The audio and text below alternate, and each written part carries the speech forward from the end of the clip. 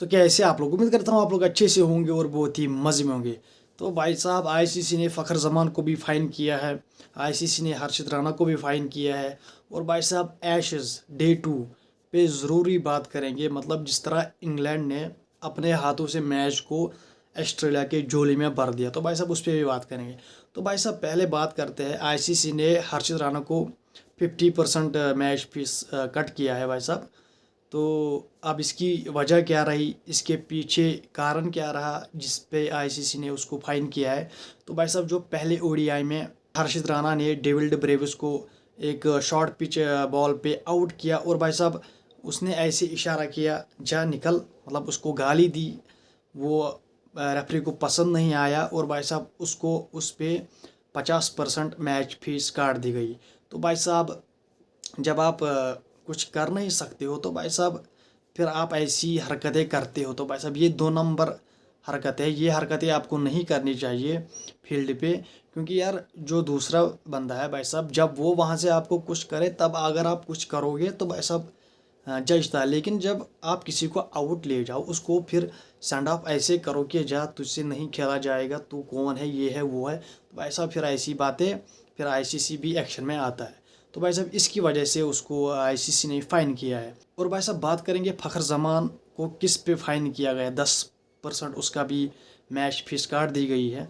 तो भाई साहब during tri nation series final जो श्रीलंका और पाकिस्तान का फाइनल अभी अभी हुआ, और भाई साहब उसमें फ़खर जमान ने कैच पकड़ा, जो उसने कैच पकड़ा भाई साहब, तो साफ तरीके से दिख रहा था उसने कैच को कैरी किया। लेकिन जब वो गिरा तो जो उसका हाथ था वो गेंद फिर ग्राउंड पे लग गई, और भाई साहब वो ग्राउंड को टच कर रही थी।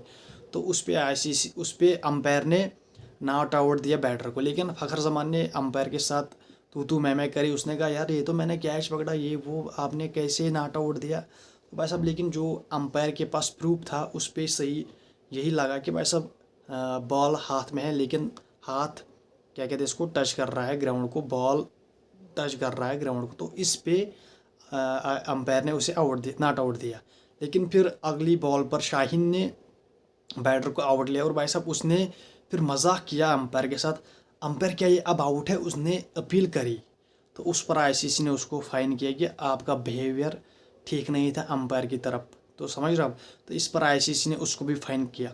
और भाई साहब बात करेंगे एशेज़ डे 2, मतलब जिस तरह पहला दिन इंग्लैंड ने खेला, 300 आई थिंक 340 के करीब उन्होंने रनस बनाए इंग्लैंड ने।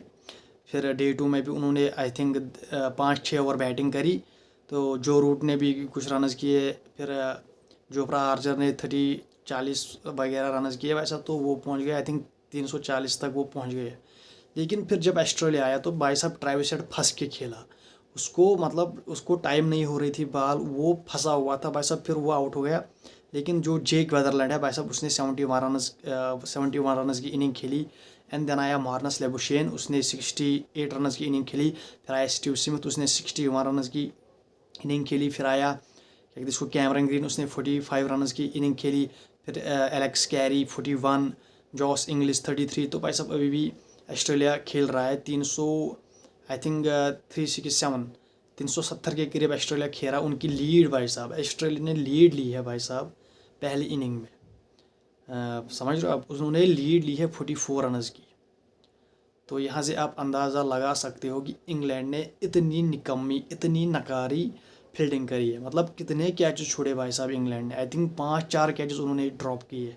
तो भाई साहब जब आप कैचेस ड्रॉप करोगे तो आप ऑब्वियसली मैच ही ड्रॉप कर लेते हो।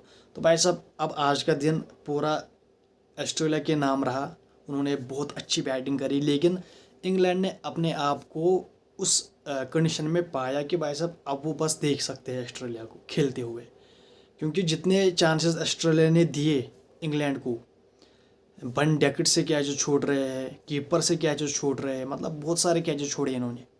तो भाई साहब अगर इन्होंने वो कैचेस पकड़ लिए होते तो लिटरली यार 300 तक तो ऑल आउट हो जाती है ऑस्ट्रेलिया।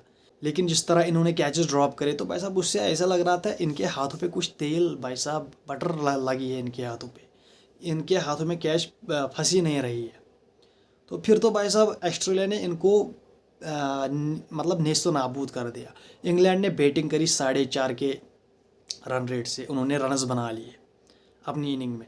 लेकिन भाई साहब ऑस्ट्रेलिया ने कहा अगर आप बेस बॉल हो तो हम है ऑस्ट्रेलियन बॉल, हमें ऑजी बॉल। लिटरली यार उन्होंने 5.5 की रन रेट से उन्होंने रन्स बना लिए, मतलब 1 रन एक्स्ट्रा भाई साहब इंग्लैंड की इनिंग से। तो भाई साहब ऑस्ट्रेलिया ने तो उनको नेस्तो नाबूद कर दिया। ऑस्ट्रेलिया ने उनको कहा यार अगर आपने क्रिकेट इजाद करी है, लेकिन भाई साहब इसको खेलने वाले हम में, इसको डोमिनेट करने वाले हम में, ये आपको बता दिया भाई साहब ऑस्ट्रेलिया ने। जिस तरह स्टीव स्मिथ ने खेला, जिस तरह मार्नस लाबुशेन ने खेला, जिस तरह क्या कहते हैं इसको जेक वेदरलैंड ने खेला, जिस तरह कैमरन ग्रीन ने खेला, भाई साहब अभी 4 विकेटें रहती है भाई साहब ऑस्ट्रेलिया की। तो आई थिंक 400 के करीब तो वो जाएंगे मिनिमम भाई साहब। 400 रन कर लेगा ऑस्ट्रेलिया, मतलब कम से कम वो 100 रन लीड लेगा यहाँ से। सेकंड इनिंग में इंग्लैंड मर जाएगा भाई साहब 100 रन की लीड उतारते उतारते। तो यहाँ पर तो हमें अब फेवरेट लग रहा है भाई साहब ऑस्ट्रेलिया। तो अब इंग्लैंड को तो बहुत एक्स्ट्रा ऑर्डिनरी बॉलिंग करनी पड़ेगी कल डे 3 में, क्योंकि जिस तरह उन्होंने आज बॉलिंग तो उन्होंने अच्छी की, लेकिन उनकी कैचिंग, उनकी फील्डिंग बहुत ही निकम्मी थी, क्योंकि उनकी फील्डिंग में कोई जान ही नहीं दिखी। बहुत कैचेस छोड़े उन्होंने, जिसकी वजह से वो इस मैच में पीछे रह गए लिटरली। और भाई साहब बात करेंगे इंडिया एंड साउथ अफ्रीका कल। भाई साहब 3rd ODI फाइनल डिसाइडर, हमारी इज्जत दांव पे लगी है भाई साहब, क्योंकि हमारे टीम में बहुत सारी चेंजेस होने वाली है। कहा जा रहा है ऋषभ पंत को भाई साहब खिलाया जाएगा, वाशिंगटन सुंदर को बाहर का रास्ता दिखाया जाएगा। तो भाई साहब लेकिन अगर मैं आपको यहाँ से बोलूँ, हर्षित राणा भाई साहब ऑल 3 फॉर्मेट बॉलर बन चुका है भाई साहब, लेकिन जो आपके पास वेपन है मोहम्मद शमी, मोहम्मद सिराज, भाई साहब वो बस 2 फॉर्मेट के बॉलर रह गए। ये नाइंसाफ़ी नहीं है इनसे। ऊपर से मानो आपने हर्षित राणा को कैरी किया है, ऑल 3 फॉर्मेट आपने उसको बना दिया, ना उसके पास उतना एक्सपीरियंस, ना उसने उतने मैचेस खेले हैं, ना उसकी उतनी परफॉर्मेंस हो रही है जिस तरह मोहम्मद सिराज की है, जिस तरह मोहम्मद शमी की है। तो भाई साहब आपके पास बहुत अच्छे बॉलर्स हैं, लेकिन आप उनको साइड लाइन कर रहे हो। भाई साहब यही वजह है कि लोग भड़क रहे इस मैनेजमेंट पर, कोच साहब पर, जो इसकी मैनेजमेंट है वगैरह। तो भाई साहब लोगों का शक तो जाहिर है कि आप क्यों साइड लाइन कर रहे हो इनको। मोहम्मद शमी जैसा बॉलर भाई साहब आपने उसको ड्रॉप कर दिया यार। वो अपनी डोमेस्टिक में खेल रहा है भाई साहब, वो ताबड़तोड़ खतरनाक परफॉर्मेंस दिखा रहा है वहाँ पर, लेकिन आपने उसे ड्रॉप किया है।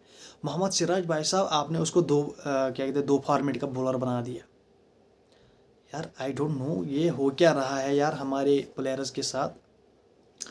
देयर इज़ एब्सोल्यूट सिनेमा भाई साहब, यहाँ पर हमें कुछ पता नहीं है कब कौन आएगा टीम में, कब कौन जाएगा टीम में। तो भाई साहब लेकिन आपको ये सोचना पड़ेगा भाई साहब, मोहम्मद शमी और हर्षित राणा में बहुत फ़र्क है भाई। हर्षित राणा कल आया है, मोहम्मद शमी बहुत पहले आया है, वो परफॉर्मेंस दिखा भी रहा है, लेकिन आपने उसे धीरे धीरे साइड लाइन किया है। क्यों नहीं पता, क्या वो अच्छी परफॉर्मेंस दिखा रहा है इसीलिए उसको साइड लाइन किया गया है। भाई साहब बातें तो बहुत है, लेकिन भाई साहब जवाब कोई नहीं। तो अब कल डिसाइडर है, कल हमारी इज्जत दांव पे लगी है, कल हमें ये जीतना ही होगा, चाहे कुछ भी करे इंडिया यार, लेकिन आपको ये सीरीज़ जीतनी है कल। क्योंकि अगर आपने ये सीरीज़ भी हार ली भाई साहब, फिर तो बहुत सारी उंगलियां उठेगी आपकी मैनेजमेंट पर, आपकी क्या कहते हैं इसको कोचेस पर। बिकॉज आप बैक टू बैक सीरीज जब हारोगे, टेस्ट हारोगे, देन ODIs हारोगे, तो भाई साहब आपके जो कोच साहब है उस पर तो भाई साहब बहुत सारी उंगलियां उठने वाली है लिटरली। क्योंकि कल 3rd ODI है, कल डिसाइडर है। ऊपर से आपने 2nd ODIs में जो आपने चेज़ करवाया साउथ अफ्रीका के साथ 358 रनस भाई साहब, ईजी नहीं है। आपकी बॉलिंग 350 रनस डिफेंड नहीं कर पाई। तो भाई साहब बहुत सारी बातें हैं, बहुत सारे क्वेश्चंस है, बहुत सारे मसले हैं, बहुत सारे बॉलर्स बाहर भी बैठे हैं। तो भाई साहब इनको आपको क्या कहते हैं इसको, इनको आपको खिलाना पड़ेगा मोहम्मद शमी को, मोहम्मद सिराज को। भाई साहब दे आर गन्स एब्सोल्यूट, लेकिन आपने इनको साइड लाइन किया है, आपने उनको 2 फॉर्मेट का बॉलर बना दिया है। एंड हर्षित राणा को आपने ऑल फॉर्मेट का बॉलर बनाया, विथ कम एक्सपीरियंस के साथ आपने उसको ऑल फॉर्मेट का बॉलर बना दिया, समझ रहे आप। तो भाई साहब उम्मीद करता हूँ आपको वीडियो पसंद आएगी। वीडियो पसंद आने के साथ चैनल को सब्सक्राइब, वीडियो को कीजिए लाइक एंड बेल आइकन पर जरूर प्रेस कीजिए। Bye bye.